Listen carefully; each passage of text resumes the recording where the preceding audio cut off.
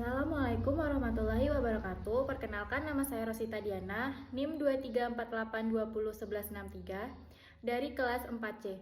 Di sini saya akan menjelaskan teknologi bahan alam. Yang pertama yaitu pemilihan dan penyimpanan bahan. Taksonomi terdiri dari dua bahasa Yunani yaitu taksi dan nomia, yang berarti ilmu yang mempelajari tentang penanaman, baik dari semua tumbuhan, hewan, dan mikroorganisme di dunia. Faktor yang mempengaruhi senyawa pada tumbuhan yaitu musim, kadar air, intensitas paparan sinar matahari, dan kondisi tanah. Ada beberapa hal yang harus dipertimbangkan untuk menentukan jenis bahan, seperti pengalaman penggunaan turun-temurun dan pengujian atau screening. Penyiapan bahan dapat berupa pemanenan. Bahan baku dapat berupa keseluruhan atau bagian tertentu seperti daun dan batang.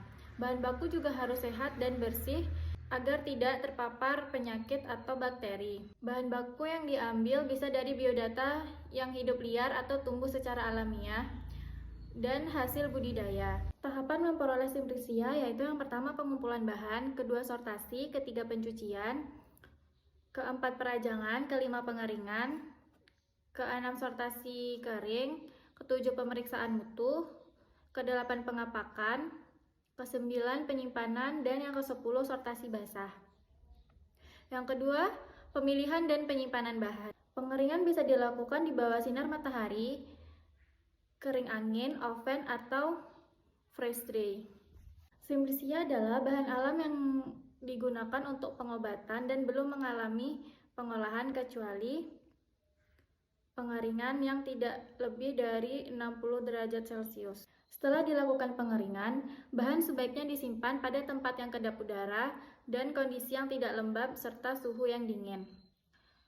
Kemudian, lakukan pengecilan ukuran menggunakan gunting, pisau, alat penggiling, blender, mortar, atau yang lainnya. Pemeriksaan mutu dapat berupa identifikasi taksonomi, analisis terhadap uji farmakognosi, fisika, kimia, biologi, dan mikrobiologi.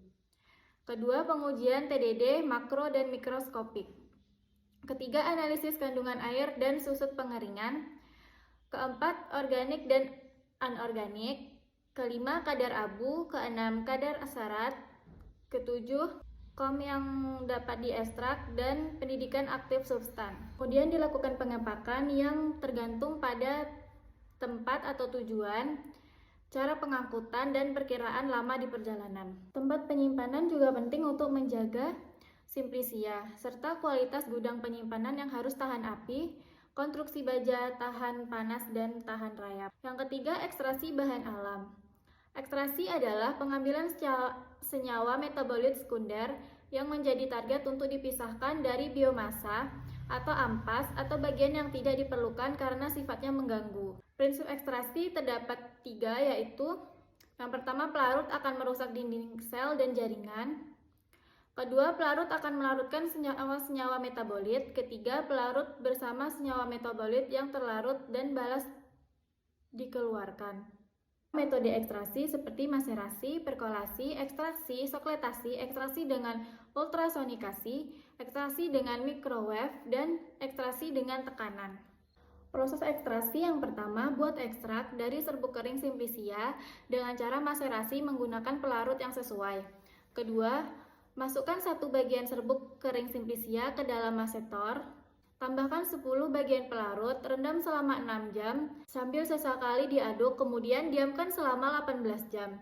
Pisahkan maserasi dengan cara sentrifugasi, dekantasi, atau filtrasi. Ulangi proses penyaringan sekurang-kurangnya 1 kali dengan jenis pelarut yang sama dan jumlah volume pelarut sebanyak setengah kali jumlah volume pelarut pada penyaringan pertama. Kemudian lakukan evaporasi dengan mengumpulkan semua maserat, kemudian diuapkan hingga diperoleh ekstrak kental. Hitung rendemen yang diperoleh yaitu presentasi bobot antara rendemen dengan bobot serbuk simplisia yang digunakan dengan penimbangan. Sekian penjelasan dari saya tentang teknologi bahan alam. Assalamualaikum warahmatullahi wabarakatuh.